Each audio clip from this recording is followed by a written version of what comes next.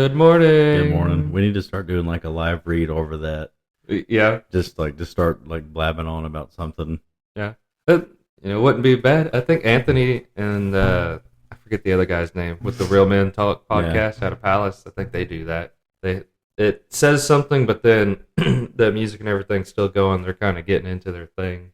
But yeah, it's a beautiful morning today. Nice and cool. On the last day of August. We're already getting ready to be in September. That's crazy. I'm about to be on the back half of almost to 40. I'm not looking forward to it. Yeah. Oh, no. Yeah. Oh, my back. I'll tell you what, after I turned 30, things started changing dramatically. My hair started going gray really quickly. It was already going gray. My beard already had like 1 or 2 white hairs in it. Now I've got like 20 of them coming in. I'm like, what is happening? Speckle it in there. Yep. I'm going salt and pepper really quick. Some seasoning. Mm-hmm. Which Jessica likes it, so that's good, I guess. It makes her feel better. Yeah. But anyways, it's been a good week. Well, I just kind of want to give a shout out, I guess. Don't even know why. I'll do it though to the men's group we've been doing. Yep. So we'll shout out to Joseph and Marcus and Zachary and Colin. Of course, me and you are a part of that. It has been going very well.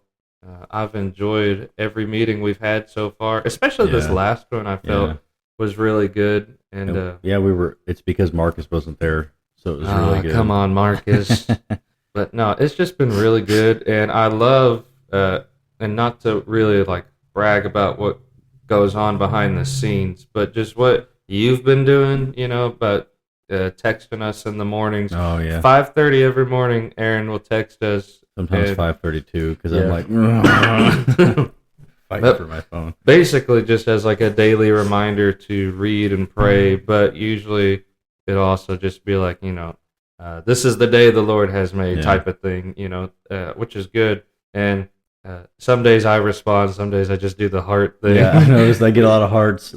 Yeah, man, and something happens. I get up and so this morning I can't. Let me see what I don't think I typed anything like crazy. Oh yeah, I did. No, that was yesterday.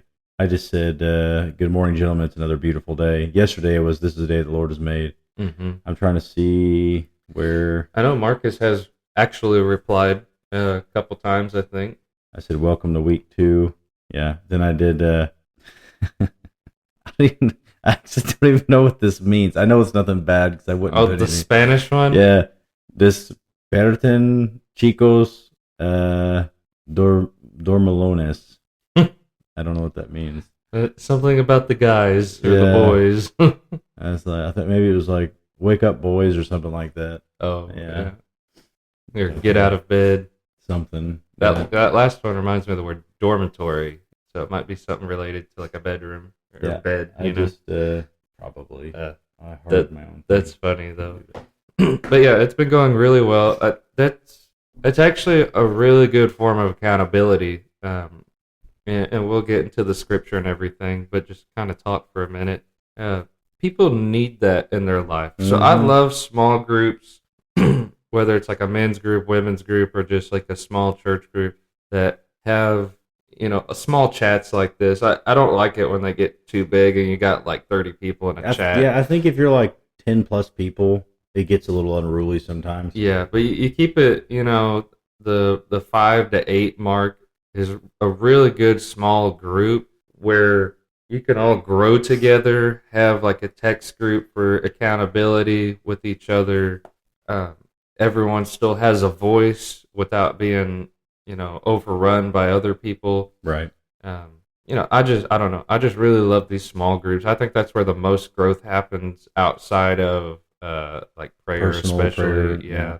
Just having these smaller groups where you can ask questions, you can share your revelation, where you might not get a chance in your weekly Sunday church meeting. I feel like a church like ours, we're small enough, and just about anybody could share, as long as it's of the Lord and it's within the flow of what's happening. But you get into some bigger churches, they don't really have to be a mega church, but a bigger church. Just like Palace of Praise is a pretty big church. It'd be a little harder, which I don't know how they run. it'd be a little harder for people to be able to get up and share things because if everybody starts wanting to do it could take up the entire thing. Yeah. But there are scriptures about that in 1 Corinthians 14, I believe.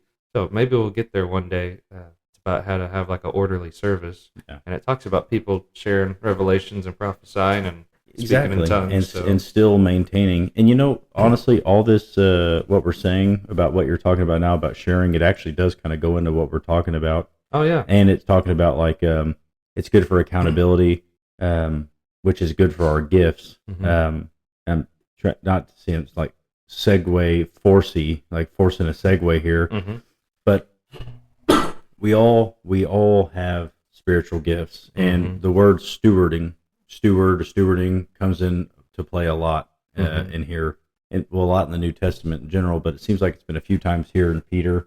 I know Paul talks about it quite a bit. Came up in Titus when we were reading Titus. Oh yeah, in Titus. Yep. So I think it's important that we have those accountability groups, those people that we can go to that are going to help us steward our gifts properly, because he gives you the gift. Do with it what you will, right? But when you have, because it's by texting you guys, I'm being held accountable by you all, right? Right. Yeah. Or maybe because you've already set the expectation that when we wake up, whether we get up at 5:30 or not, that you will have already done this. Yeah. So it's like I have to do it, and it's I've been trying to get healthier, so now I'm getting up at 5:30. I'm going and exercising in the basement. Sometimes only for a few minutes, and then I'll just lay on my couch down there. But I try to do something, get moving, get active, which is good for me physically. So I'm learning to steward my body well. I'm learning to steward my friendships better, my accountability better, which is something historically that I've not been great at. You ask anybody that knows me, if you call me or text me, I may never call you or text you back. And I probably won't answer. It's just one of those things. I'll see my phone ding or something. I don't check it. Sometimes I do. I'm getting a lot better at it, but used to especially. I would just never check my phone. It would go off, but I would never check it. I'd see, I've got all these notifications. I never check it. So, not a great sales tactic, first of all, but also it's a horrible way to be in any type of leadership position anywhere, or more importantly, for me not to be available to anybody who might need spiritual guidance, even just a friend that doesn't even go here or something like that. So, right. But yeah. So I'll just read the verses real quick, just so we give a little context here, since it, like you said, it's all been flowing in. 1 Peter 4, verses 10 and 11 says, "As each has received a gift, use it to serve one another, as good stewards of God's varied grace. Whoever speaks, as one who speaks oracles of God. Whoever serves, as one who serves by the strength that God supplies, in order that in everything God may be glorified through Jesus Christ. To him belong glory and dominion forever and ever. Amen." So, yeah, all the gifts that we have, we talked about this before. Number one, they're gifts, so they were given to us. We don't own them. We didn't pay for them. They're just in our possession. We got to steward them. And so let's talk about that for a minute. How do you think, like, people who prayer is not really a gift, okay? I mean, maybe it is something that we can do. Well, I guess it is. It's a gift given to us, a way to communicate with the Father through Jesus. So that may be considered a gift. By faith, grace and faith, and which faith is a gift. Yeah, so a gift freely given. So yeah, prayer would be a gift then. People that say, and I've been this way too. People that say, I just don't know how to pray, or I'm not very good at it. That one specifically. There's only one way to get better at prayer. It's to steward it. Steward means to do something with it. Yeah. Like the guy that had the one talent. Yeah. It says that he knew his master to be a hard man. Yeah. But what if he also was like, I don't know what to do with this. Yeah. Well, it didn't matter what he did. Just do something with it. Yeah. And that's what you got to do with prayer. It's like, keep praying. Pray more. Pray more. Yeah. And as you pray more and you get more bold and you start developing God's heart, because me and Jessica talk about this a lot. The Word can give you the heart of God. It absolutely can. Mm-hmm. I think what it does more is that it brings like conviction, not condemnation, but conviction to change, Yeah. so that you imitate Christ more every Yeah. day. But prayer, like, gives you God's heart on something. Yeah. I mean, you've done it. I've seen Papa do it. I've done it on occasion.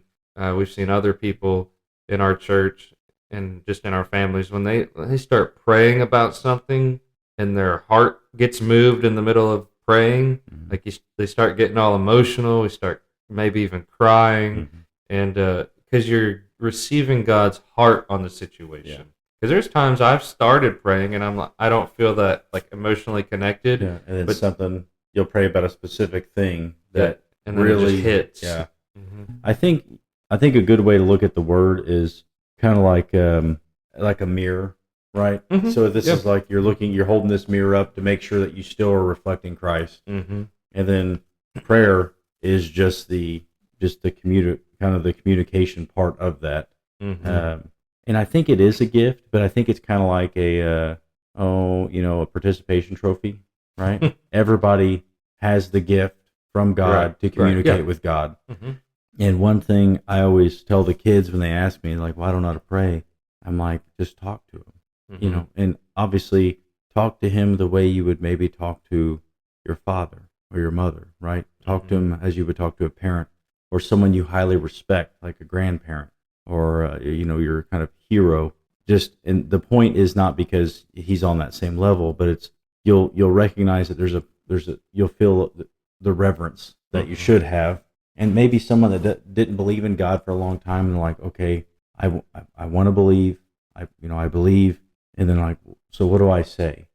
So sometimes the prayer is just, my grandpa said he's prayed, help, right? Mm-hmm. And God knew his heart and knew where it was at, and that's really what God's looking at. He doesn't care if you are an amazing orator, right? Right, yeah. And he Not about the fancy prayers. No, he does not care about that. That one prayer of help from my grandpa said more than 15 minutes of the most beautiful Shakespearean style of prayer that you could imagine. Yep. That was just empty and have no heart. Mm-hmm. So don't worry about how to pray, Mm-hmm. and just pray, Mm-hmm. right? Just open your mind and your heart to God, and then just communicate to him what you're feeling. Right. Because if you let him know what you're feeling, he's going to communicate with you because it's coming from your heart. Mm-hmm. If you just sit there and try to, I don't know how to say it, like bull crap God, like you try to just be like, oh, these make it sound good. Yeah. Yeah, those are empty like the words. Pharisees. Yeah, exactly like the Pharisees. They're empty words, just like those were all empty humans. So, well, yeah, it's not about how much you say. It's all about. It's first about the posture of the heart. Yep. Like you said, with Papa just crying out help. Yeah. I believe, because he was saved at that time, right? Yeah. He was probably, whether he like knew it in the moment or not, was probably led by the Spirit to just simply say help. Mm-hmm. Because praying in the Spirit is more than just speaking in tongues. That is part of it, but it's also just being led by Him to say what you need to say in prayer. It can also just be like Paul talks about the groanings too deep for words, so you're literally just like, maybe wailing or crying or whatever. There's different ways to pray, but we can't box in the Spirit either. I mean, the Spirit. Yeah. I mean, He very well may be speaking through us right now, this very moment as we're talking, and somebody's gonna hear it and be like, "Oh man, like that's me." Well, it's the word coming through you, so it's a very good point. Mm-hmm. Because people talk about the word being a living word. Well, when you accept Christ into your life and you follow him, you have the word living inside of you. Yeah. So what we're saying right now could mean literally nothing to 30 million people, but one person hears it, and it's that we said something that was the answer to their prayer. Mm-hmm. The God part of that is us being obedient and coming down here on Sunday morning and doing this. And then the other part of that is that person hearing the message somehow, this getting to them. That's the thing. And they may not even hear it till a year after we've Exactly. recorded this. Yeah. But you just never know. Yeah. Because this is a medium in our society now to preach the word. And it's like recorded, so you can always go back. And so that's not to get into that conversation, but that's some of the benefits of our technology these days. Like we can go back and hear things that we may have never heard anywhere else that we needed to hear. Well, we can reach people throughout the world. You can. These recordings can go generations. Yeah. When we're not even here. Yeah. And you think about like Charles Spurgeon and some of these older guys. Or Smith Wigglesworth. Yeah, Smith Wigglesworth, where they don't necessarily have stuff recorded, but somebody got all their notes and everything and then like read them on YouTube, recorded it that way, but it's their words from God, Yeah, you remember one, don't you? Well, I was just thinking about the church Sunday when someone thought that they were... It was actually Spurgeon or somebody. Yeah. Just a recording of someone else. Yeah. But in a way, his words were exactly. And because they were inspired by God, it's no different than if I read the words of Moses. I'm still reading inspired words of God. I'm still reading other words. So I just thought it was funny. Yeah. The guy would be like 150 or something. That is kind of funny. Yeah. But and it's all for serving one another. Well, two reasons. Peter says in verse 10 to serve one another with the gifts we're given. And then at the end of 11 there. Most important. Yeah, he says, in order that in everything God may be glorified through Jesus Christ. So we are to serve people and glorify God, not just in our gifts, but just in everything we do. Which I would say anything we have the ability to do is a gift. Yep. Like even just being able to talk. Yep. Because there are people who are born mute. Yep. Or they have speech impediments. Yeah. They have to go through years of therapy just to speak relatively normal. Like imagine being someone that stutters really, really bad and trying to carry on a conversation and explain. Frustrating. Exactly. So it is a blessing. Everything that we have is a blessing. And so, but go ahead. For those things that don't feel like blessings, the sufferings. The suffering. Oh yeah, if we want to go into that. Yeah. What time is it? I mean, we could. We've talked about this subject quite a bit. So. Yeah, we can. Let's go ahead. We'll move on to verse 12, 12 through 19. We're just going to group them together. That way we can go to chapter 5 next week. Peter's talking more about suffering here. He talks a lot about suffering, which, I mean, we've talked about it in other episodes, what's actually going on, some of the things he's saying. I think Nero's in charge, and, he's the guy that lit them all on fire and put them on posts, and they were literally like the lights going down the road, just being cruel and unusual punishment is a light way to say it. But I'll just start reading verse 12 here. It says, "Beloved, do not be surprised at the fiery trial when it comes upon you to test you as though something strange were happening to you." Okay, that's actually something we should hit on right there. How many times, I've never heard you pray this specifically. Maybe you have in your private time or with Mallory.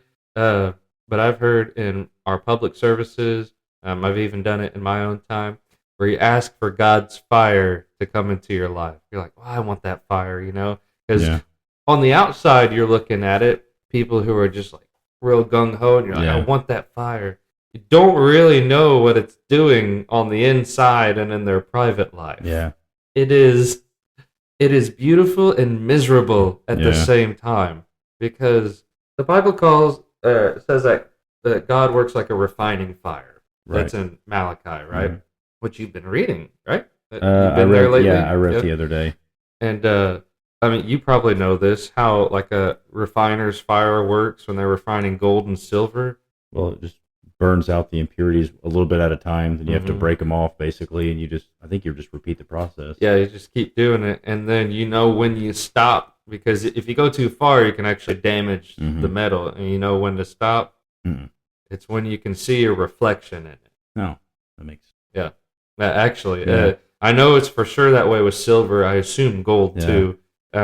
Boy, that yeah, obviously that'll preach. Yeah, exactly, and that's God. He's continually refining us in the fire, and that's what we're wanting. And so when we ask for it, like he's going to crank up the heat. Yeah. He's like, okay, you want the impurities gone? Got to crank it up. And Yeah. when the heat gets cranked up, where do the impurities go? Out. They come to the top, Yeah, they so have that he to. can see them. Which I mean, he sees them. I guess really, so you can see them, Yeah.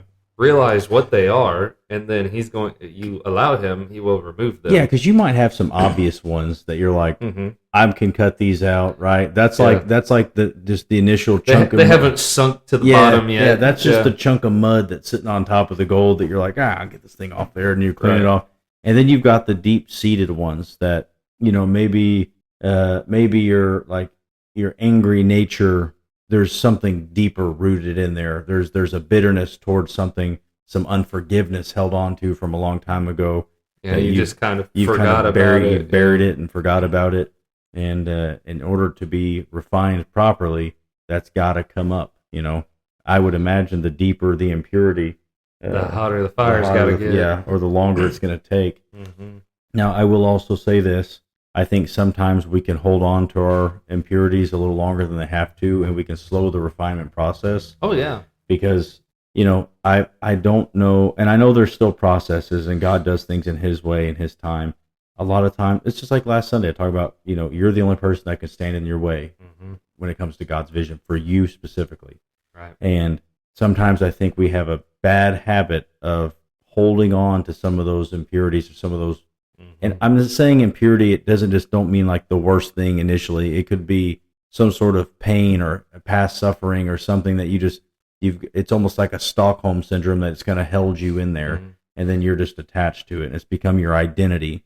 Like I've got a friend that's, he's got a troubled past in the military, and he's kind of like, the tortured soul bad boy thing. Yeah. It's become his whole identity. Like Batman. Yeah, it's like, man, listen, you're not, you didn't have it worse than a lot of guys had it that are living perfectly normal lives now. He's choosing to hold on to it. And one, it gets him a lot of attention from the people that he wants to give the attention to, that he wants to see him. But what it is doing is it's an unhealthy, and none of those relationships are healthy. So for him, it's unhealthy, and he's holding on to it. So when you ask for God's refining fire, when you ask for that fire, you need to wholly submit yourself. Otherwise, you're going to go through it for literally no reason. Because again, He'll give you the fire, but if you're going to sit there and fight it and hold on to it, it's going to take a really long time, or it's just not going to work, because you have to submit and be obedient to God. Otherwise, you're just kind of wasting your time. You're not really wasting God's time, because He's outside of time, but you can get in the way of it. So ask for it, submit, and let it burn. Yeah. And Peter says, excuse me, he says, do not be surprised when it comes, as something strange were coming. So that tells me it comes in ways that we don't want it to. Yeah. We feel like it's the enemy attacking us, but really it's His fire. And I want to say there is a level of discernment to be had to know the difference. Yeah.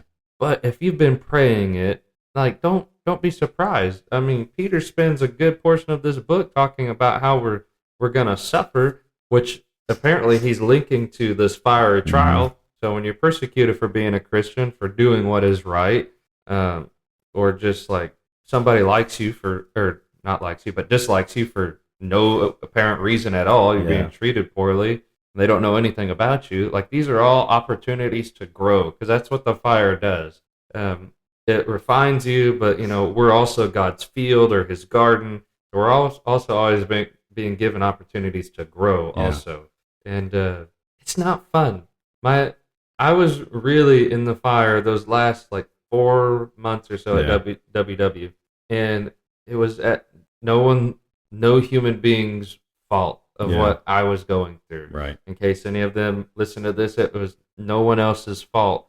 And it's not like even a blame thing. God put me in a situation where He allowed me to be in a situation where He was going to refine me very intensely those last few months. Aside from the actual heat that was in the building before it started really cranking up in the middle of July or the end of July, there were days I would just immediately walk in, my face would just feel hot. I'm like, and it had nothing to do with the temperature. Yeah. Like I just knew what I was walking into, and I hated what was going on. But he was just like, "Would you just lean on me?" Yeah. And I would have times where it was like, "I'm doing it. I'm Yeah. leaning on you." Then something would go sideways, and then I would like very quickly just start standing up on my own and like, "No, I'm gonna do this myself. Take things into my own control." Yeah. And I'm not gonna lie, it was just a very hard time during Yeah. that time. However, looking back, I can see everywhere where he was wanting me to grow, Mm-hmm. areas that still have to grow. We can never stop growing. Yeah. We just can't. But if he wants me to be a full-time pastor one of these days, or even just in our men's group leading that, or me and you doing the podcast, just anything ministry related, I was in a position of leadership, and that's the same here. Mm-hmm. And he was going to use that to refine me. Mm-hmm. That because it would be better to be refined in like a secular job leadership and go through that than to do it right here in the church. Yep. Um, Especially as the church is budding and growing. yes. Finally, this Yeah. is not the time for like.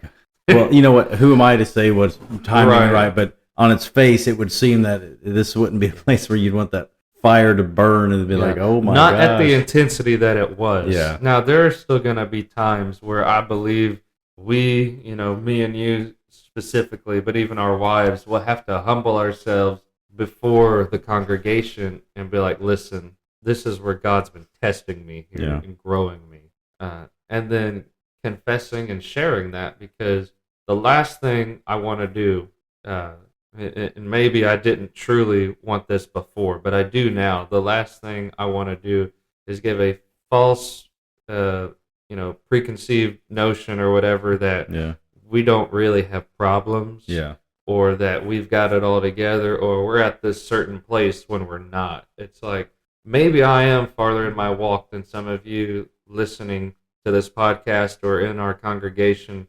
However, it may not be that far like what you're thinking.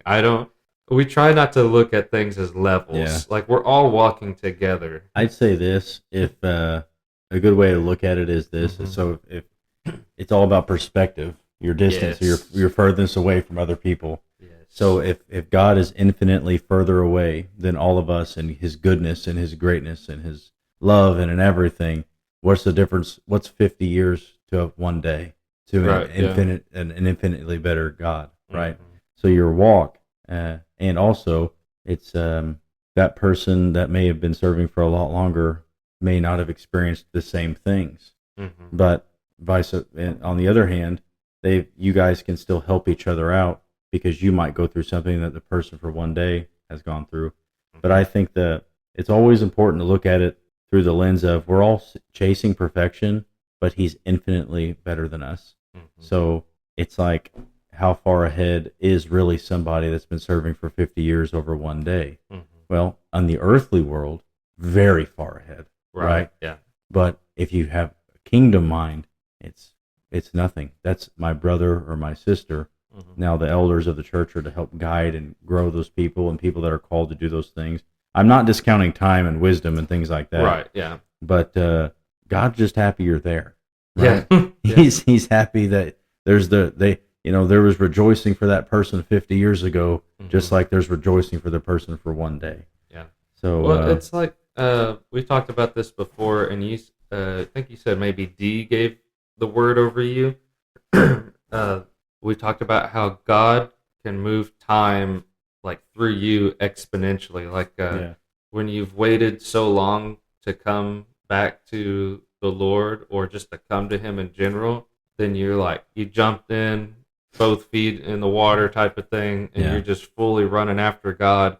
And it's like, just boom, he's made up all this time that you weren't serving Him. Now it not only feels like you've always been serving Him, but it's like the knowledge and wisdom that you gain, like just it gradually, or not gradually, but significantly increases from where you were. Right. And it's like, holy cow, like how did Marcus just completely change overnight? Like, I feel like he's where I'm at now, and he's not even been a Christian for a year yet. It's like, oh my goodness. That's so, like you're saying, time with God is of no significance because he's outside of it. Yeah. And he's like, I can give you 50 years worth of wisdom right now. Like you've been serving me your whole life. And just, boom, just do it in a moment. So, anyways, we're kind of... We're good. I took care of all that. Oh, no. So, yeah. You're fine. I was going to say something. I can't remember what it was. Oh, go ahead. It was really good. Well, at least I thought it. But no, go ahead. I'll think of it. We were talking about just the time differences, and it's about making up the time. A good example of that. Have you heard about the old Earth theory or whatever? Oh, yeah. Where God created the Earth at its age, right? Yeah, at a mature age. Yeah, exactly, or mature, or yeah. So I think that's kind of the same idea. If someone's like, "What are you talking about?" It's the same idea that God can bring you to a level that you need to be. Bring you up to speed. Yeah. Well, I mean, you're just latching on to Him, and He's doing everything anyway, right? Right. Yeah. So you're just kind of just be a willing vessel. And I told a guy yesterday, dude. I actually got to talk to a guy yesterday. I can't remember his name. I'll tell you off podcast. But he, super nice guy. Went through Crossroads and everything. Graduated, got his boy back. Actually, you know what? I will shout out Grace Christian Fellowship. Ryan and Pam Sharp helped this guy out several years ago, and he speaks very highly of them today. He had nothing, got an apartment, just got his son back, and they basically helped furnish his apartment, and they had a thing, yeah. So he spoke very highly of them, and they told him if he needed anything. And so he actually called them up and said, hey, you said if I needed help. And they said, what do you need? And then apparently they went above and beyond. So, good. Yes. Yeah, good for them. That is what a church should be right there. Exactly. Because it wasn't just empty words like, oh, this guy's never going to call me or, brother. Yeah, and props to him for having the humility to actually call and be like, hey, I do need help. Well, he just got out of the program. Yeah. He had a job now. He got an apartment, just got his son back. So he's like, I have the apartment, I have the job, I have my boy.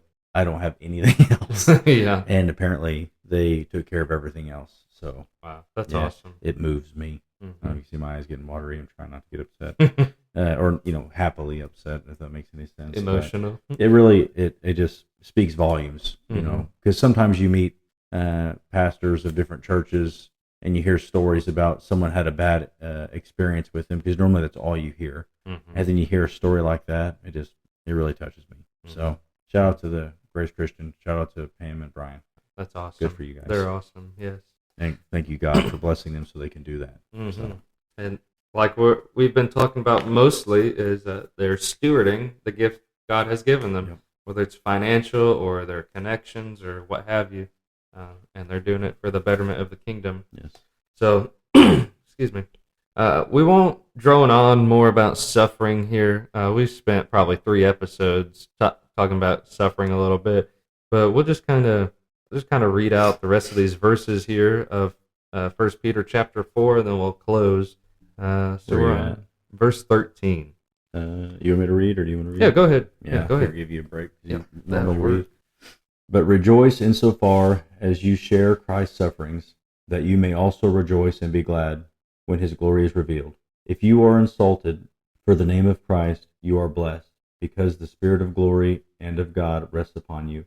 But let none of you suffer as a murderer or a thief or an evildoer or as a meddler. Meddler. That's funny.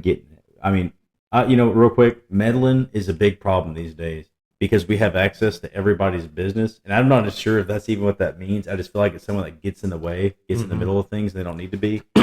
That's how I would read it, yeah.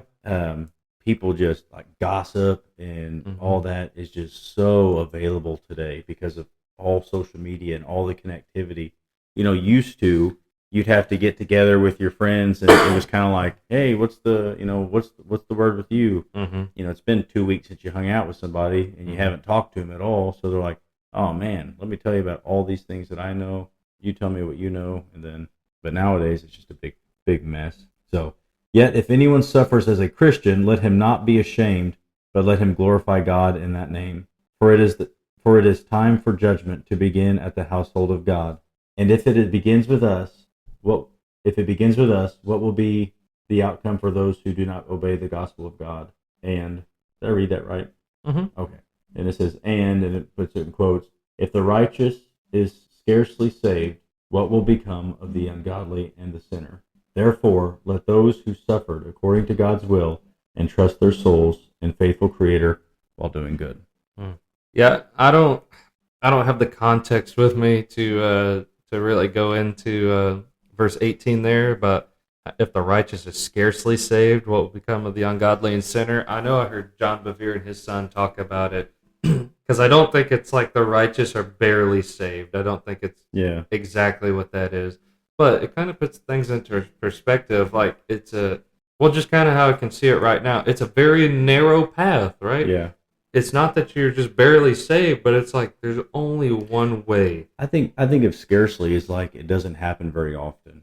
Yeah. Or like it's because it's how many does it say that will follow him? Like few will actually follow. Like so it's where does it say that? It's like somewhere in the Gospels. It's in one of the Gospels.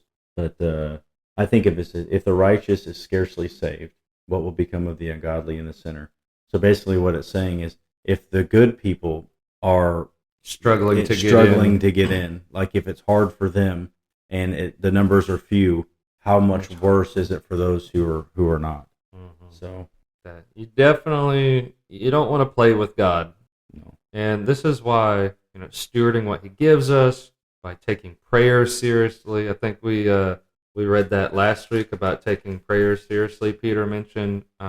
We don't talk about it a lot, but fasting too. Fasting has been at the forefront of my mind lately because that is a form of suffering. We're suffering our flesh. We're denying what our body needs in order to kind of line up with God's will and just show our devotion and to be closer to Him and all these things. You can fast for sleep right now.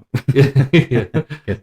You can fast for a number of reasons, but yeah, that path is so narrow and it is hard. It's so easy to not be a Christian. It is. There's so many people who claim it, and you measure them by their fruits, and you're like, you're just saying it. Yeah. You're not really a Christian. Yeah. Like you're not doing anything. Like you just want to be in. You're good. You just want to be in church on Sunday for a social event and feel good about yourself. Well, because that's the thing to do in Southeast Missouri is. You go to church on a lot Sunday, of places, really. You go to church on Sunday, then you work throughout the week, and I've party on Friday night. Let me tell you something. I've heard more people talk about the Bible and talk about Christ, and then in their conversations, maybe not like a sailor, but we're getting close to their level of cursing that they use. And there's a lot of argument on like, well, there's I don't really mean him in the way. It's just kind of like, it's foul language, right? The Bible's pretty specific on it's not supposed to be in your mouth if you're Christ-like, right? Yeah. And you're not representing Christ accurately there. But then they talk like that, and I'm like, so you're representing the church because they go to the bigger churches, and then they maybe it's because they don't have the same kind of local small groups, but even the ones that are in the groups, it's like, are you there for God? Or are you there because it's like you think it's some sort of requirement to get into heaven? Right. Because honestly, I don't think God could care less if you ever step foot into a church if you were a better man not going because of the people that were influencing you, and you just stayed home and stayed in the Word, and you just found someone else to be accountable to, or with, not accountable to, but with. Right. So, yeah, and that kind of, not to get into this conversation, which I think we've talked about a lot, because we've been doing this over a year now, but the motives behind people going is like, it's not up to us to be like, well, if you're not going to come here for the right reasons, don't come at all, because you never know that one day they might decide to start coming for the right reasons, because you don't know what's going on in their heart. Right. That's why Jesus told us to just catch the fish, and He would sort out the good and the bad later. And that's why when the workers were sowing the seeds and the enemy came in and sowed the bad seeds among them, the wheat and the tares, He said, don't pull up the tares because you might pull up the wheat with it, because naturally the roots and stuff would all start get tangled together. So if you pull out the weeds, the good stuff's going to come with it. I think it says, don't pull out the tares lest ye also pull up some weed or something like that. Yeah. And Yeah. so you wait until harvest time, and then he'll pull everything out, and then he'll separate it. Mm-hmm. I think he talks about the That's right. angels or the reapers or Yeah. whatever that will come, and they'll with their sickles, and they'll come and sort everything out. Yeah. It's not our job to sort out who's here for the right reasons and who is not. Yeah. It is just our job to continue to water, to plant, to sow, Yep. to make sure that we give them every opportunity to really follow Christ.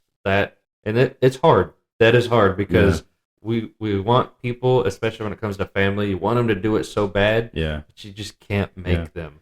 And I do want to, not a retraction or redaction or whatever. I want to say it frustrates me. It's kind of a sour subject because I feel like I'm working really hard on some areas to try to represent it right. And then I have these other guys that are held in the same esteem, and then they're just trashing it. I'm like, guys, you're killing. I feel like but what Charlie's saying is you're not doing God any favor. You are just meant to do what you're called to do. God will take care of the rest. If there's somebody that's hurting the kingdom, God will handle that, right? It's not up to you to do something, especially if it's not not someone in your congregation or something, where it'd be something that you and I would have to address, or Mimi or Papa or somebody. But I wasn't saying don't go to church if they're bad people there. Oh yeah. I'm just saying I think it would be preferable if you went downhill every time you went, and you just had a hard time. If you just were just in the Word with God instead, but you should always try to go fellowship with other people. I realized I said that. I was like, I could think that could be taken the wrong way. There's always going to be people struggling in a church. Yeah. That's just how it is. Well, that's the reason we're there. It's the body coming together, right? It's for us. That's what it's for us to come together and get the struggles out. Get off the struggle bus. The sweat in the furnace, right? All right, this has been good. We're 45 minutes in, so we're going to get off here and then go join our congregation here in about half an hour. So you want to pray us out? Yep. Dear Heavenly Father, as Charlie said before, what a great time this is to be alive, that we can live here in this blessed nation, in this room, and we can have this a podcast that we upload to the internet and can be spread around the world in a matter of seconds, Father. That you just blessed my brother Charlie, bless this podcast, Father, bless this small body here and the entire body of Christ, Father. And thank you for your continued growth, Father. I do ask for those who want to receive more refinement, Father, and they want to receive more of the fire, Lord, that you help them to be obedient, and you help them to have faith, and you help them to, or just remind them that they can lean on you even through the harder times. I praise you and I thank you for all the gifts that you've given us, and may we steward them all well. In Jesus' name, amen. Amen.